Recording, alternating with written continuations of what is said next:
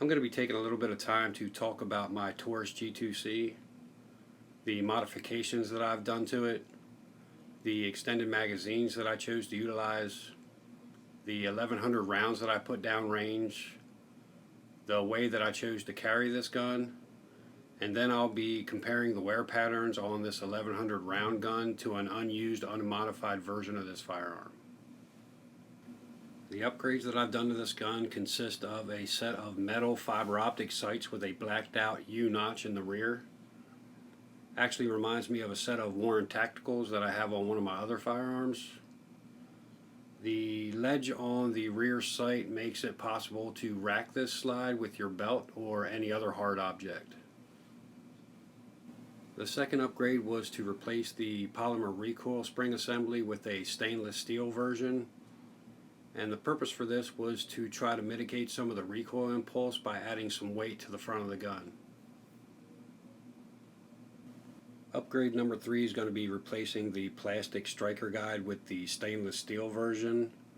And the reason for this is that the original has some burrs on it from the manufacturing process, and also has a hole drilled through it for the purpose of accommodating the locking mechanism on the previous versions of this gun. Those two things together make the trigger pull on this gun feel a bit gritty and rough.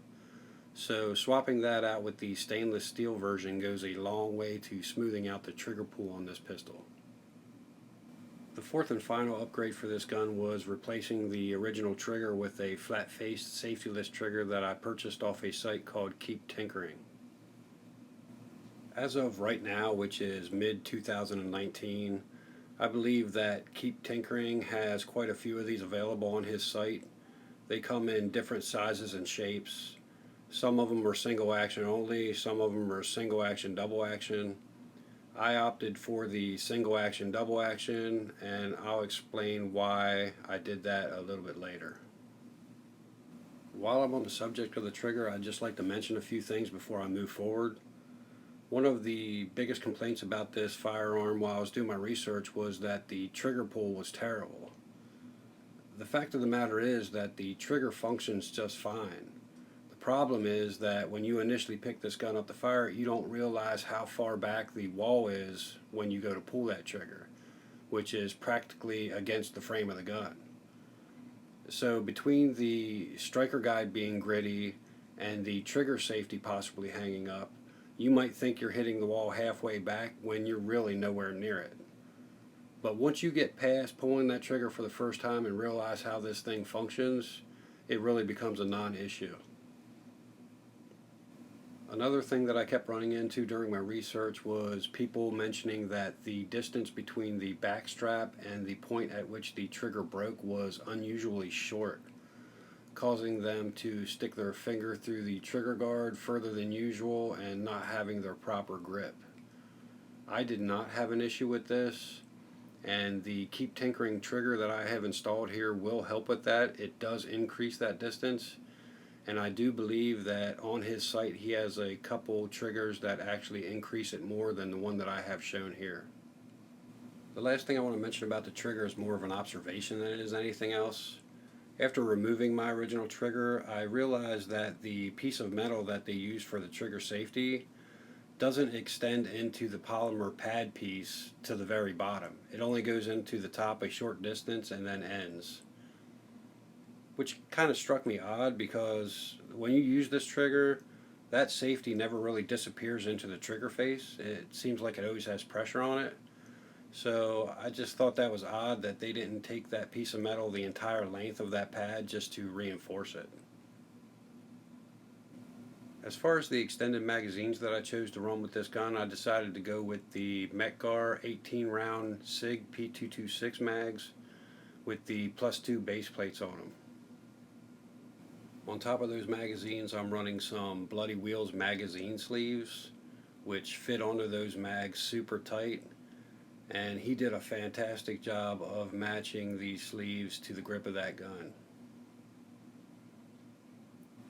After coming across some research that suggested that after adding these +2 base plates to these magazines, Metgar was still utilizing the springs from the 18 round mags, I decided to purchase some 5% extra power springs from wolff-gun-springs.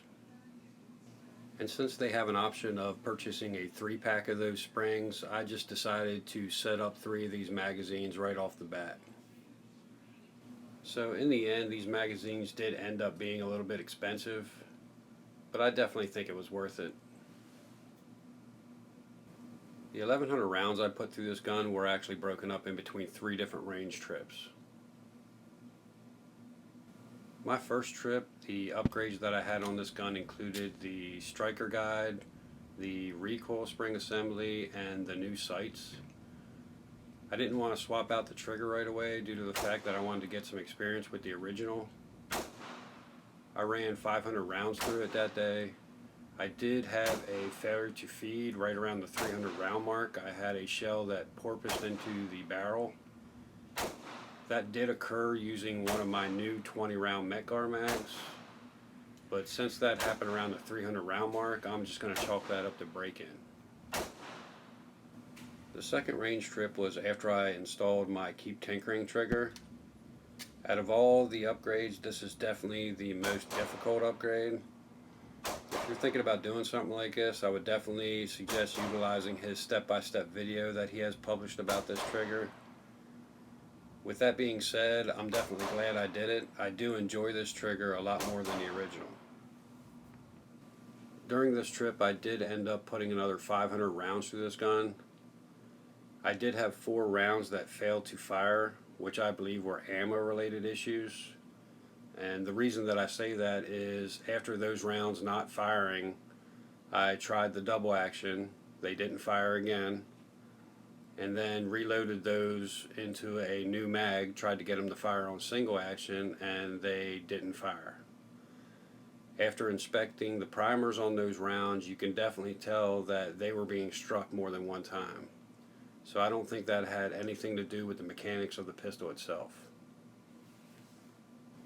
The third range trip was dedicated to running 100 rounds of my carry ammo through this gun, which is some Remington Golden Saber bonded 124 grain plus P and some Remington Golden Saber bonded 147 grain, which this gun did without any issues whatsoever.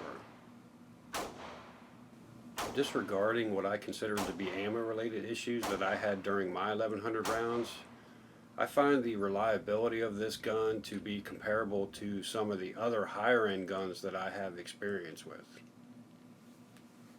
I would have no issues recommending this gun to somebody that's looking for a low cost, high value, reliable, everyday carry firearm. While I'm on the subject of carrying this gun, I just felt like it was important to mention a couple things about how this gun works and why I carry it the way I do. The first thing I want to do is take a second to explain how the striker fire system in this gun actually works. A lot of people will hear the term striker fire and just automatically assume that it's a double action only pistol, when this is a perfect example of how that is not necessarily the case. I'm going to compare this striker fire system to one that's in a Glock. A Glock has a true double action trigger on it, which means when you pull the trigger, it is actually pulling back the striker at the same time. Then the sear that's on the trigger bar actually cams down, and when that happens, it lets your striker fly. On this gun, it actually has 2 sears, one in the rear and one in the front. So when you chamber that first round into the gun, it actually pulls your striker back and sits it on the rear sear. So that means when you pull your trigger, the trigger bar comes back and it pushes that shelf out from underneath the striker, and that lets your striker fly. Which, when that happens, your striker goes forward and it sits on your forward sear, which gives you your restrike capabilities. With that being said, I like to carry this gun inside the waistband appendix with the safety off. And the idea of the firing pin being under any kind of tension just doesn't sit well with me. Now I do realize that the striker safety plunger is there as your last resort safety in case the striker would ever accidentally let loose. And I'm sure that the R&D in these companies do a ton of research and know that you know, possibly somebody swinging an aluminum baseball bat at you or being in a car accident isn't going to accidentally let that striker fly and put that last safety to use. But there is one other thing that I do to make myself feel a little bit safer about carrying this gun while it's pointing at my femoral artery, and that is to carry this thing uncocked. I said earlier that I would explain why I chose to buy the double action trigger for this gun. It's not that I was looking to have the restrike capabilities. I'm a big fan of the tap rack bang, but this trigger gives me the opportunity to carry this gun decocked. The way I accomplish this is that I disassemble the firearm, I remove the recoil spring assembly and slide the barrel forward. Then I load my first round onto the breech face underneath the extractor. I pull the barrel back, making sure it's seated properly, reinstall the recoil spring assembly, put the slide back on top of the frame. The most important thing here is that when you pull it back, that you only pull it back far enough to engage the slide takedown lever. So in turn, this makes your first pull of the trigger when you draw out of your holster a double action pull, which on this gun is about 5.5 pounds. Now I'm sure that this is completely not necessary. It makes me personally feel a little bit better about carrying this gun appendix, knowing that the first pull of this trigger is going to be working just like the safety action trigger in a Glock. For the last couple months I've been carrying this gun in a Kydex inside the waistband holster made by a company called CYA. It's a basic setup, it's a veteran-owned company, and the only reason that I mention this is that when I was looking for one, this was the one that stood out just because it was the only one I found that actually covered the mag release button. So I thought that was worth mentioning. I did slightly alter mine by removing a small piece of the sweat guard that was touching me in a weird spot, and I also rounded off a 90-degree corner that I didn't care for. But other than that, it seems to be well constructed, it's holding up well, and it's definitely very comfortable. As far as the wear on this gun, after putting 1,100 rounds through it, there were 3 spots on this that caught my eye as being not typical. The first one was the slide disconnect pocket that's actually in the slide. During operation, that slide disconnector must be making a fairly significant impact on the sides of that pocket, and you can see where it's starting to reshape the material a little bit. The second spot is the locking block. It looks like the front of it, where the barrel's actually making contact with it, the material is getting reshaped a little bit. And that brings me to my third spot, which is the corresponding spot on the locking lug of the barrel. You can see that contact is also reshaping a little of that material also. Even though I consider these 3 wear spots as not being typical, I also don't think that they're severe enough to warrant any concern right now, but I'll definitely be keeping my eye on them going forward. All the other wear on the interior of this gun seems to be completely typical, and nothing seems to be out of the ordinary. One last thing that I'd like to mention about the internals of this gun is that during my what seemed to be endless research into this firearm, I came across a gentleman that around 3,400 rounds in had his trigger bar break at the spot where it touches the striker safety plunger. So I did remove my plunger and polished it up in hopes that I would avoid any kind of issues down the road. And just one thing about the exterior of this gun. The coating on this slide is not the best. I purchased this knowing that if it got bad, I could reparkerize mine. But if you do not have access to the materials or the ability to reparkerize, I would suggest that you bite the bullet and purchase the stainless steel version. You might end up saving yourself some headaches. I've been carrying this one pretty much every day for around 3 months, and you can see I have a few spots that are already showing some wear. Okay, so final thoughts on this gun. I'm just going to say I think this gun's a game changer.